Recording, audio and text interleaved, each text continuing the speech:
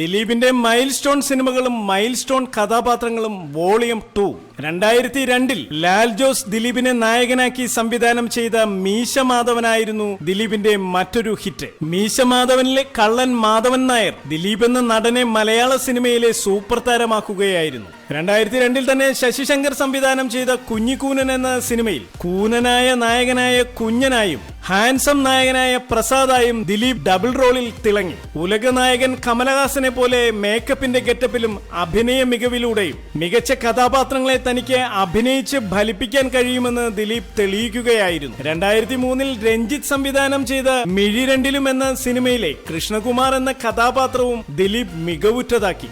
2003-ൽ തന്നെ ജോണി ആന്റണി സംവിധാനം ചെയ്ത CID മൂസ എന്ന സിനിമയും ഈ സിനിമയിലെ CID മഹാദേവൻ എന്ന കഥാപാത്രവും സൂപ്പർ ഡ്യൂപ്പർ ഹിറ്റുകളായി. ഈ സിനിമ ഒരു മുഴുനീള കോമഡി സിനിമയായിരുന്നു. 2003-ലെ തന്നെ കമൽ സംവിധാനം ചെയ്ത ഗ്രാമഫോൺ എന്ന സിനിമയിലെ നായക കഥാപാത്രമായ സച്ചിദാനന്ദനും 2004-ൽ കമൽ സംവിധാനം ചെയ്ത പെരുമഴക്കാലം എന്ന സിനിമയിലെ അക്ബർ എന്ന നായക കഥാപാത്രവും 2004-ൽ തന്നെ TV ചന്ദ്രൻ സംവിധാനം ചെയ്ത കഥാവശേഷൻ എന്ന നായക കഥാപാത്രവും പ്രേക്ഷക മനസ്സുകളിൽ ചിരപ്രതിഷ്ഠ നേടിയ ദിലീപ് സിനിമകളും കഥാപാത്രങ്ങളുമായിരുന്നു. 2004-ൽ ജോഷി സംവിധാനം ചെയ്ത റൺവേ എന്ന സിനിമയിലെ വാളയാർ പരമശിവം എന്ന ഉണ്ണി ദാമോദർ എന്ന കഥാപാത്രത്തിലൂടെ ദിലീപ് എന്ന നായകൻ ആക്ഷൻ വേഷങ്ങളിലും മലയാള സിനിമയിൽ തിളങ്ങുകയായിരുന്നു. 2005-ൽ ലാൽ ജോസ് സംവിധാനം ചെയ്ത ചാന്തുപൊട്ട് എന്ന സിനിമയിലെ രാധാകൃഷ്ണൻ എന്ന നപുംസുക കഥാപാത്രത്തെ ഗംഭീരമാക്കിക്കൊണ്ട് ദിലീപ് എന്ന നടൻ തന്റെ അഭിനയ പ്രതിഭ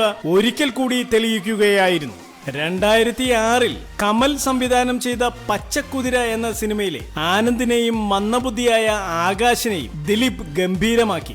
ഈ ഡബിൾ റോളും സൂപ്പർ ഹിറ്റായി. 2006-ൽ ജോഷി സംവിധാനം ചെയ്ത ലയൺ എന്ന ആക്ഷൻ സിനിമയിലെ ഉണ്ണികൃഷ്ണനും ഇതേ വർഷം തന്നെ ഷാജി കൈലാസ് സംവിധാനം ചെയ്ത ദി ഡോൺ എന്ന ആക്ഷൻ സിനിമയിലെ ഉണ്ണികൃഷ്ണൻ എന്ന സലാമും ആക്ഷൻ നായകന്റെ ഇമേജിൽ ദിലീപ് പകർന്നാട്ടം നടത്തി. 2006-ൽ AK ലോകിതദാസിന്റെ സംവിധാനത്തിൽ ദിലീപ് അഭിനയിച്ച ചക്കരമുത്ത് എന്ന സിനിമയിലെ അരവിന്ദനും 2007-ൽ സത്യനന്ദിക്കാട് ഡയറക്ട് ചെയ്ത വിനോദയാത്ര എന്ന സിനിമയിലെ വിനോദും ദിലീപിന്റെ കരിയറിലെ മികച്ച കഥാപാത്രങ്ങൾ ആവുകയായിരുന്നു. 2008-ൽ 2020 എന്ന മെഗാ താര സിനിമ നിർമ്മിച്ചുകൊണ്ട് ദിലീപ് മലയാള സിനിമയിലെ നിർമ്മാതാവ് എന്ന ലെവലിലേക്ക് ഉയർന്നു. ജോഷി സംവിധാനം ചെയ്ത 2020-ൽ മമ്മൂട്ടിക്കും മോഹൻലാലിനും സുരേഷ് ഗോപിക്കും ജയറാമിനുമൊപ്പം ദിലീപിന്റെ കാർത്തിക് വർമ്മ എന്ന കഥാപാത്രവും ദിലീപ് ഗംഭീരമാക്കി. 2008-ൽ ലാൽ ജോസ് സംവിധാനം ചെയ്ത മുല്ല എന്ന സിനിമയിലെ മുല്ലയും 2008-ൽ തന്നെ ബ്ലെസ്സി സംവിധാനം ചെയ്ത കൽക്കട്ട ന്യൂസ് എന്ന സിനിമയിലെ അജിത് തോമസും 2009-ൽ രഞ്ജിത്ത് ശങ്കർ സംവിധാനം ചെയ്ത